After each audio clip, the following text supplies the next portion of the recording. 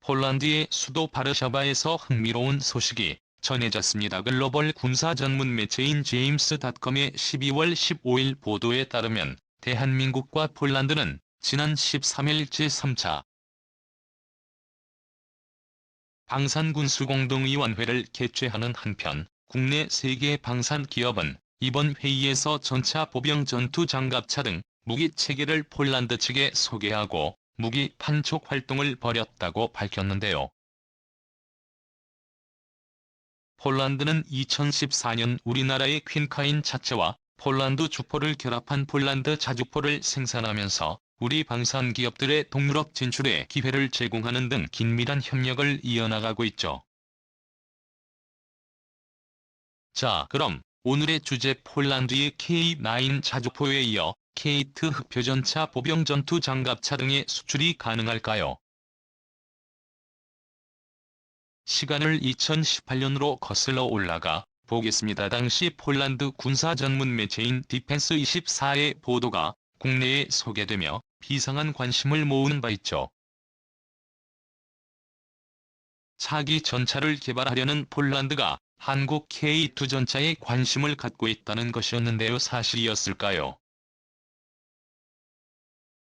접촉이 있었던 것은 많은 것 같습니다만 어떤 형태의 계약도 성사되지는 않은 상황으로 보입니다. 사실 만약 당시 협상이 잘 풀렸다 해도 적어도 5년에서 6년은 걸릴 사업이죠. 하지만 변수가 많고 시간이 걸려도 만약 이건이 성사된다면 반사이익이 크죠. 사실 전차 개발과 생산 운용의 숨은 강자인 폴란드와 이런 얘기가 오간다는 것 자체부터 의미가 있습니다. 당시 폴란드 언론을 살펴보겠습니다. 폴란드 언론의 보도는 매우 구체적이었는데요. 차세대 전차 개발을 위해 한국의 현대로템사와 제휴했으며 이르면 2019년 하반기 이후 시제품 제작에 착수해 오는 2013년부터 생산한다는 게 골자입니다. 개발 방식은 한국 기술을 전수받아 알타이 전차를 개발한 터키 모델과 면허 생산이 거론됐죠. 어떤 경우에도 폴란드 자체 생산과 부품 사용이 원칙입니다.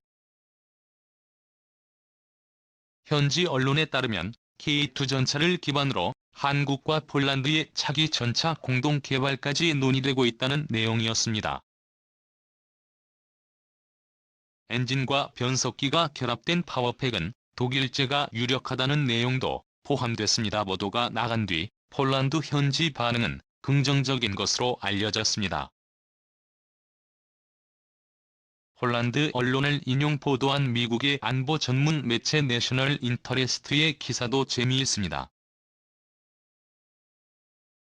이스타 슈퍼 케이트 블랙 팬스 텐헤드더 투나토라는 제하의 기사에서 폴란드 기업 H3기 스키지나는 국방 박람회에서 한국 기업인 현대로템과 제휴하여 폴란드 육군에 첨단 흑표 탱크의 K2P 헤롤프 변형을 제공한다고 밝혔는데 과연 이들 보도는 얼마나 정확할까요? 논의가 오간 것은 사실이지만 너무 앞서갔다는 것이 당시 중론이었습니다. 수차례 만나 의중을 탐지했을 뿐이라는 거죠. 업체 간 논의는 내년부터 재개될 예정이라는 의견이 지배적이었습니다. 그런데 말입니다. 바로 그 내년이 지금입니다. 여기서 잠깐 K2 흑백 전체의 재원을 살펴보고 갈까요? 승무원은 3명 전투 중량 55톤 최대 속도는 포장도로에서 시속 70km 비포장도로에서 50km 항속거리는 450km 잠수도 하는 점 2m 엔진은 1500마력 톤당 마력은 27톤 천수 장치 IS 이후 주포는 120mm 55구 경장 활강포 자동 장전 탄약 40발 적재 부무장은 12.7mm 7.62mm 기관총 게이트 전차는 능동방어체계와 반응장갑 한국형 120mm 55구경장 주포 대전차 미사일 로켓탄 방어용 레이더 120mm 포탄 자동장전장치 등 최신 기술이 대거 집약된 차세대 전차의 대표주자입니다.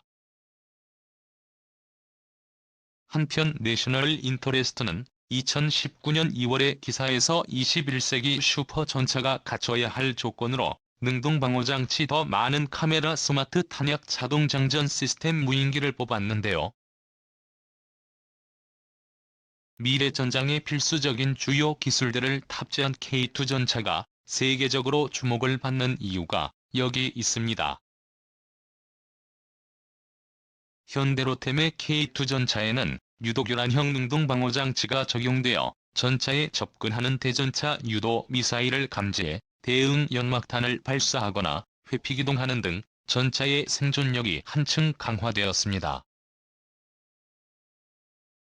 또한 이전 세대의 전차에 필수적이었던 탄약수 대신 자동장전 시스템을 탑재해 빠르고 안정적인 장전이 가능해졌고자 다시 당시 언론 보도를 이어가겠습니다. 관계 당국과 업체에 따르면 수출입 상담의 첫 단계인 자료 요청 직전 수준으로 알려졌습니다. 협상이 초기 단계여서 협력 방식이 구체적으로 논의된 것은 없었다고 합니다. 다만 케이스 전차의 자체에 대해 관심은 표명했던 것으로 전해졌다. 폴란드는 영국의 자주포 기술을 수입해 한국산 캐나다인 자주포의 차체와 결합한 신형 자주포를 고 있는데요. 체인인 자주포 차체의 우수한 성능과 후속 군수 지원이 한국산 무기에 대한 좋은 인식을 심어준 셈입니다. 당시 폴란드 언론의 보도에 대해 관계 당국과 업계는 당혹스럽다는 반응을 보였습니다. 보안을 강조하는 무기 수출입 상담의 초기 단계에서 보도가 나왔다는 사실 자체가 이례적이라는 거죠. 그럼에도 현지 언론의 보도는 적지 않은 의미를 가졌는데요. 폴란드의 의중이 담겨 있을 수도 있기 때문입니다. 부회장의 요구를 간접적으로 파악할 수 있다는 점에서 우리에게 도움이 된다는 것이죠. 초기 단계이긴 하지만 폴란드와의 수출 상담은 큰 의미를 갖습니다. 폴란드는 전차를 개발해 양산하고 운용한 전통적인 전차 강국이기 때문입니다. 폴란드는 1인당 명목 국민소득이 16,200달러로 우리보다 낮지만 실질 구매력 기준으로 3만 달러를 상회해 경제력까지 갖추고 있죠. 여기서 잠깐 폴란드의 군사력은 미국의 민간 군사력 평가 기관인 글로벌 파이어파워가 지난 10월 4일 발표한 2015년 군사력 랭킹에 따르면 폴란드는 24위를 차지했습니다. 이 스코어는 50가지 이상의 요소를 종합적으로 평가해 산출하는 데 랭킹은 각국이 유지하는 무기의 종류 동원 가능한 병력수 지리 병참 능력에 이용 가능한 천연자원 산업 상태 등도 고려하죠. 군사력 지수의 최고 점수는 0.0.000으로 글로벌 파이어파워에 따르면 이는 현실적으로 달성 불가능한 숫자입니다. 다만 이 숫자에 가까울수록 군사력이 높다는 것을 보여주지요. 이번 평가에서 폴란드는 군사력 지수 0.40 호구 인구 38,402만 명 병사 10만 5천 명 항공전력 469대 전투기 93대 전차 1100대 주요 함정 83대 군사 예산 903억 달러입니다. 이번 평가에서 미국이 1위를 차지했으며 러시아와 중국이 각각 2위와 3위로 그 뒤를 렸는데요. 한국은 종합 스코어에서 7위를 차지하고 있으며 최근 군사력이 증강되고 있는 일본은 6위로 한 단계 높았습니다.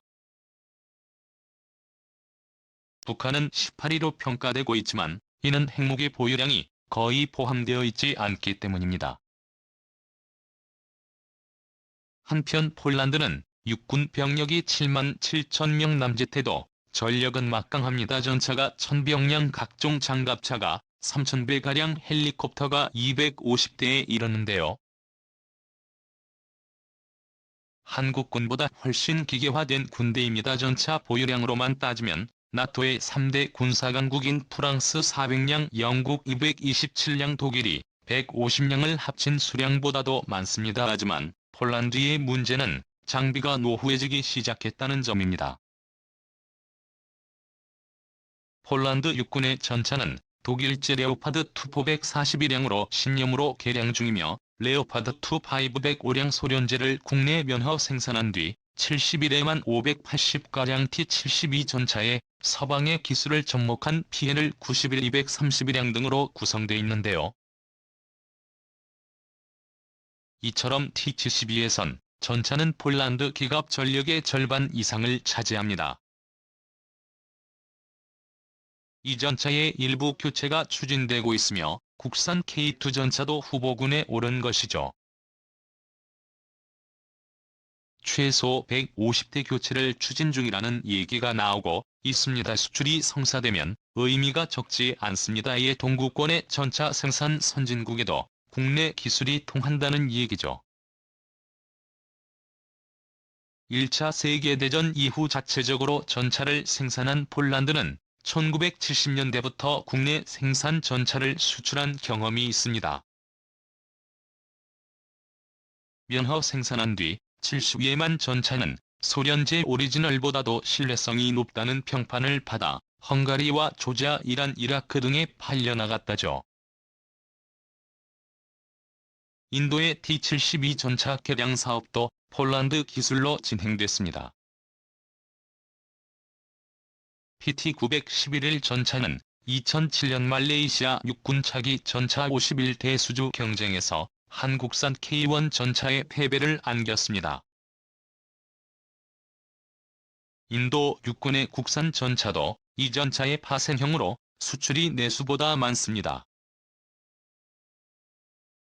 흰색 전차로 양산에 이르지는 못했지만 폴란드가 2003년 선보인 PPL-01 전차는 세계 유일의 스텔스 전차로 주목받았습니다.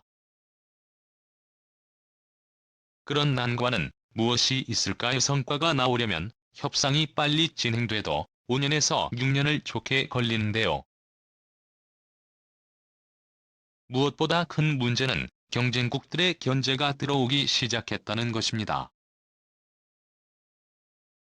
언론을 통해 한국 GM-KT 전차의 재비설이 돌기 시작하자 독일과 프랑스가 폴란드에 새로운 제의를 내놓고의 짐을 떠올랐다는군요. 차기 유럽 주력 전차 즉 XV에는 비기 개발에 폴란드를 참여시키고 생산 일부까지 맡기는 방안도 제시된 것으로 알려졌습니다. 프랑스와 독일은 차기 전차를 본격 개발하기에 앞서 프랑스 르클레어 전차 포탑과 독일 레오파드 2 A7의 차체를 결합한 전차 생산을 논의하고 있죠. 프랑스와 독일이 신형 전차 개발을 서두르는 것은 러시아가 새로운 개념 미키-14 아르바타를 2015년부터 배치했기 때문입니다. 냉전 시절 나토군의 최전방에서 막강한 전차 부대를 유지해야 했던 옛 서독처럼 새로운 나토군의 핵심 전차 부대를 운영하는 폴란드에 유럽형 전차를 공급해야 한다는 여론은 유럽연합 국가들의 지지를 받고 있습니다.